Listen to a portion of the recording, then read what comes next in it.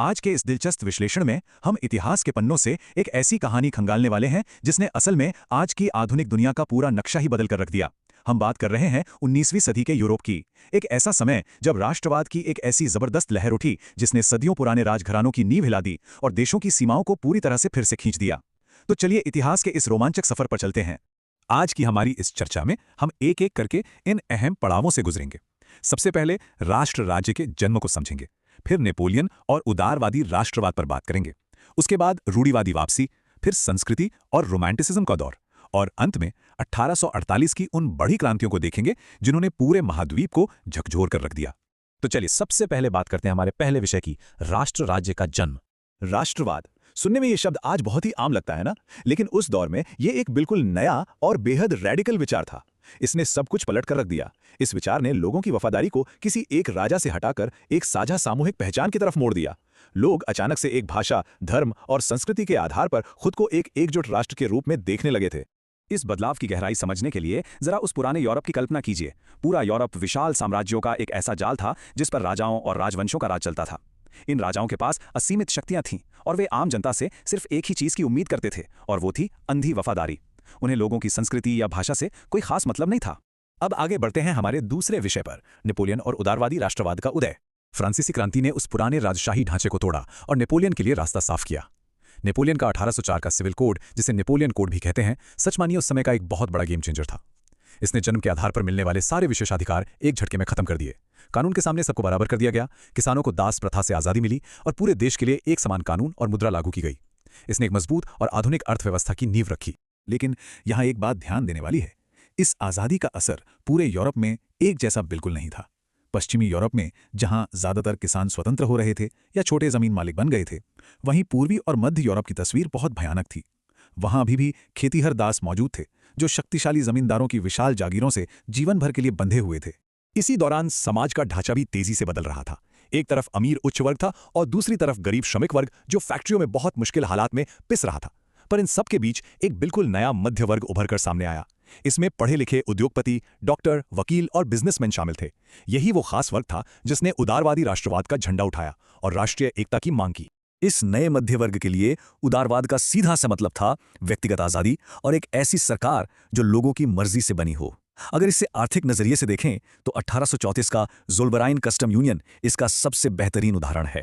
इसने अलग अलग राज्यों के बीच की व्यापारिक रुकावटों को हटा दिया, जो आर्थिक प्रगति के जरिए लोगों को एक दूसरे के करीब लाने का एक बहुत ही शानदार कदम था।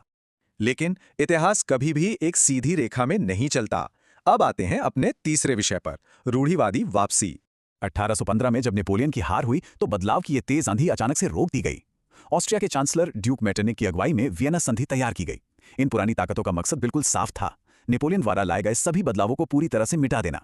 फ्रांस में पुराने बोर्बन राजवंश को फिर से सत्ता सौंप दी गई और उसके आसपास नए बफर राज्य बना दिए गए ताकि फ्रांस फिर कभी अपने पैर ना पसार सके।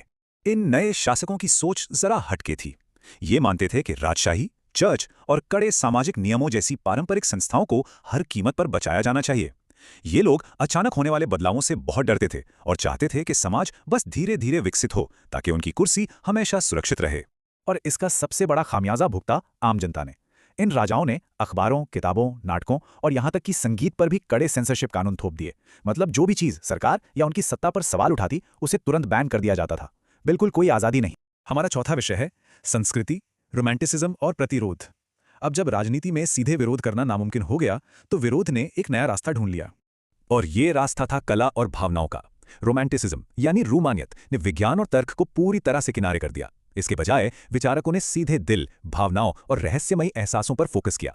उनका एक ही लक्ष्य था, लोगों के अंदर एक साझा सांस्कृतिक अतीत और एक सामूहिक विरासत की गहरी भावना पैदा करना। मशहूर जर्मन दार्शनिक जोहान गॉटफ्रीड हर्डर का भी यही मानना था कि किसी भी देश की असली भावना महलों में नहीं बल्कि आम लोगों में बसती है। इसी विचार ने बहुतों को प्रेरित किया। ग्रिम ब्रदर्स का नाम तो सुना ही होगा। उन्होंने पूरे जर्मनी में घूम घूम कर पुरानी लोक कथाएं इकट्ठी की ताकि लोगों के अंदर अपने देश के प्रति एक सच्चा प्यार जगाया जा सके। और अब हम आ गए हैं अपने आखिरी और सबसे उथल पुथल वाले विषय पर, मुश्किलें और 1848 की महाक्रांतियां। 1830 का दशक यूरोप के लिए सच में एक बुरा सपना था। ये सिर्फ विचारों की लड़ाई नहीं थी, ये पेट की लड़ाई बन गई थी।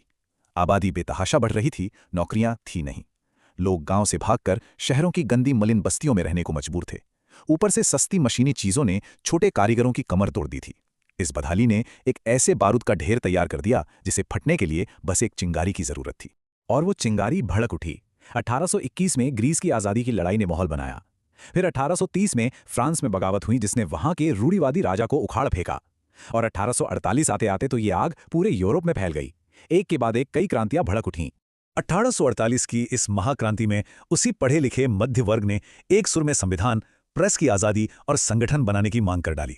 उनका सपना था एक स्वतंत्र और एकजुट राष्ट्र राज्य का निर्माण करना जो संसदीय उसूलों पर चले। तो इतिहास का ये पहिया आज भी घूम रहा है। जाते जाते एक सवाल छोड़कर जाते हैं, क्या 19वीं सदी की वो राष्ट्रवाद और उदारवाद की आग आज भी हमारी आधुनिक दुनिया और देशों की सीमाओं को आकार नहीं दे रही है? बिल्कुल दे रही है। आज भी हमारी राष्ट्रीय पहचान काफी हद तक इन्हीं पुराने विचारों से तय होती है। इसी गहरे विचार के साथ आज के इस विश्लेषण को हम यहीं विराम देते हैं। हमारे साथ इस सफर में जुड़ने के लिए बहुत बहुत धन्यवाद।